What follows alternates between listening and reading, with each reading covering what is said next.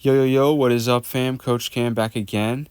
As I briefly mentioned previously, I changed up my training split, so here is an arm day. So, short and sweet to the point, starting off with easy bar preacher curls, same weight as last time. So, now that I'm done with Fire Academy, I have a bit more energy to be able to recover, and I want to train a little more frequently. So, I just split up my body parts more and I'm training about every fourth day, doing 4 exercises or less. So this workout is 4 exercises.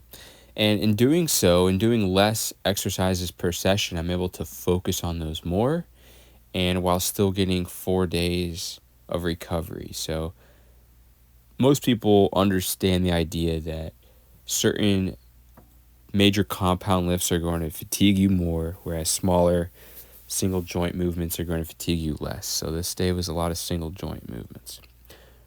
Right here was a big grind to get that rep, and I honestly cheated it a little bit by leaning back, positioning my body to try to be able to get that rep. And I want to talk about that. So is that bad, right? So for me, I train alone and I don't have the perfect optimal exercises. I don't have like Nautilus MedX machines and equipment, right? I'm just using basic stuff. So I don't have a gym partner here to help assist me on that very last rep when it's kind of just I'm hitting a sticking point, right? So instead, on that one, I had just enough body English that I briefly added to be able to finish that rep, and it extended the set, right? It gave me more stimulus than if I would just have stopped it, right? So you want to have as clean a form as possible, reduce and eliminate momentum between reps, keep the muscles under tension the whole time.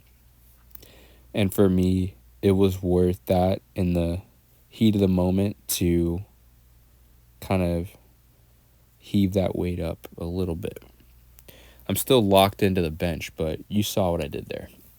That was helpful for me to get more stimulus. That's kind of the end of that discussion. So here we go, tricep push downs. Right here's failure. Could not get another rep really no matter what I did. So that's the end of that exercise. So now we've already hit biceps, triceps. Here is hammer curls to hit the brachialis, brachioradialis. So this kind of brings a little bit of forearms into it, a little bit less biceps, but another exercise worth doing. This exercise here did not progress, and I'll tell you why. I made sure to keep the dumbbells a little bit more in front of me instead of just dead hanging them at the very bottom of every rep. I kept the muscles engaged and just started to bring the weight back up, which is harder, right? So since it was harder, it caused me to hit failure a bit earlier with the same amount of weight. So these are only 25 pounds, but when you move it this slowly and controlled with no momentum, it's very difficult. So when it comes to full range of motion, that's cool. Like, I'm not against full range of motion. I prefer a large range of motion if possible, but at the same time, you want to keep the muscles under tension. You're not missing out on anything by not dead hanging the weights between reps. Okay, you want to target your muscles. The adaptations are in the muscles for your body to improve cardiovascularly, to improve your muscle size and strength. It's going to come through the muscles. So you're not missing out on anything by not leaving your joints passively hanging between reps. So this is intended to train my grip. These are 70-pound dumbbells, and I decided to add in shrugs so that I could do both at the same time. Try to work my grip and shrugs for the upper traps in the same exercise. And I thought this would work. However, I ended up taking my traps to failure, but not really my grip. It wasn't hard enough for my grip, even though it's 70 pounds.